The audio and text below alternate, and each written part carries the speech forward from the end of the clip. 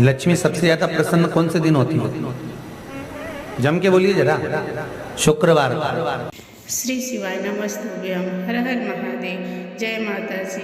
आज गुरु जी बता रहे हैं कि शुक्रवार के दिन कौन सा महा उपाय करने से अगर आपके घर में पैसों के लेकर दिक्कत चल रही है या कोई लंबे समय से बीमार है तो इस उपाय को करने से कैसे सब ठीक हो जाता है।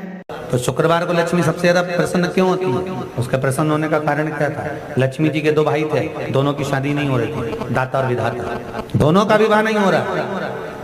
और दाता विधाता के लिए लक्ष्मी बड़ी परेशान थी, रोज नारायण से कहती थी प्रभु कुछ कृपा करिए, दाता विधाता का विवाह नहीं हो रहा, उम्र होती चली जा रही, इनका कुछ करिए प्रभु, आप नारायण आप कुछ तो कर सकते हो। भगवान नारायण ने तब लक्ष्मी से कहा एक काम करो, बेलपत्री के पेड़ के नीचे बैठकर लक्ष्मी तुम अनुष्ठान करो तुम्हारे भाइयों के विवाह के लिए। इसलिए आज भी हमारे हिंदू धर्म की रीति है कि बेलपत्री के पेड़ के नीचे शाम के समय लक्ष्मी का वासा होता है। इसलिए लोग इस बेलपत्री के पेड़ के नीचे तुम्हारा रात्रि को शाम को 6 बजे से लेकर रात्रि को 8 बजे तक तुम्हारा निवास होगा।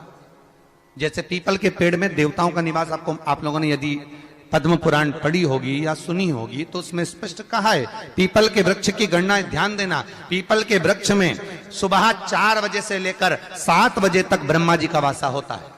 पीपल के वृक्ष में सुबह 7 बजे तक ब्रह्मा जी का वासा, 7 बजे से लेकर 10:30 बजे तक पीपल के वृक्ष में भगवान विष्णु का वासा होता है। कितनी बजे तक? 10:30। 10:30 से लेकर 11:30 12 बजे तक पीपल के वृक्ष में पितरों का वासा होता है। इसलिए हमारे यहाँ पितरों को श्राद्ध पक्ष में जो भोजन कराया जाता है वो 10:30 से 12 के बीच में कराया जाता है। 12 बजे के बाद पीपल के वृक्ष में दोपहर के 1:30 बजे तक आहूतों का वासा रहता है। आहूत कौन? जो गर्भ में शांत हो गए, जो कुंवारी अवस्था में शांत हो गए, जो जन्म लेने के बाद उनका विवाह नहीं हुआ और शांत हो गए, उन आहूतों का वासा उस पीपल के वृक्ष में दोपहर में 1:30 बजे तक रहता है। उसके बाद में प्रेतों का वासा चालू होता है। इसलिए दोपहर के समय पीपल के पेड़ की परिक्रमा नहीं होती। फिर शाम को 4 बजे से 7 बजे तक पीपल के वृक्ष में शंकर जी का वासा होता है। इसलिए शाम के समय पीपल की परिक्रमा नहीं होती। 7 बजे के बाद में पीपल के वृक्ष में रात्रि को 9 बजे तक कुबेर का वासा होता है।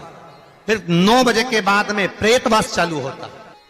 उसी तरह बेलपत्री का जो वृक्ष है, उस बेलपत्री के वृक्ष के नीचे रात्रि को 8 बजे से लेकर 12 बजे तक बेलपत्री के पेड़ के नीचे कुबेर का निवास होता है। महाराज, कुबेर का निवास।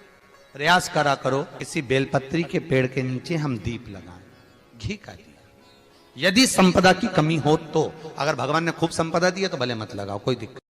महामृत्युंजय मंत्र का यदि आप जाप करते हो और आपको मालूम पड़ गया कि शरीर में मुझे ये रोग हो गया है, मुझे शुगर हो गया है, मुझे बीपी हो गया है, मेरा ब्लड प्रेशर ऊंचा नीचा रह रहा है, कोई भयंकर रोग, मेरे रिश्तेदार को कोई कैंसर जैसा रोग हो गया, किसी को कोई थायराइड हो गया, किसी को कोई किडनी और लीवर में सूजन हो गई, किसी को कहीं किडनी और लीवर में तकलीफ हो गई, तो शिव महापुराण की कथा कहती है, नवग्रह शिव महापुराण की कथा कहती है कि बेलपत्री के वृक्ष के नीचे महामृत्युंजय मंत्र का जाप जो शुक्रवार की शुक्रवार घी का दिया लगा कर करता है, उसके रोग बाबा देवाधिदेव महादेव समाप्त करते चले जाते हैं। ये संजीवनी मंत्र शुक्रवार के दिन भगवान शंकर को शुक्र को दिया था, इसलिए उसकी प्रधानता।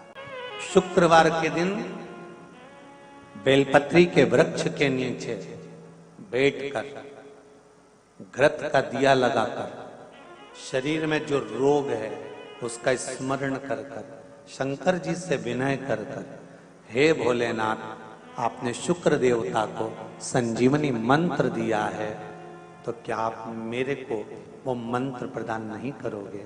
मेरे रोग, मेरी बीमारी, मेरे दुख को आप नहीं हरोगे?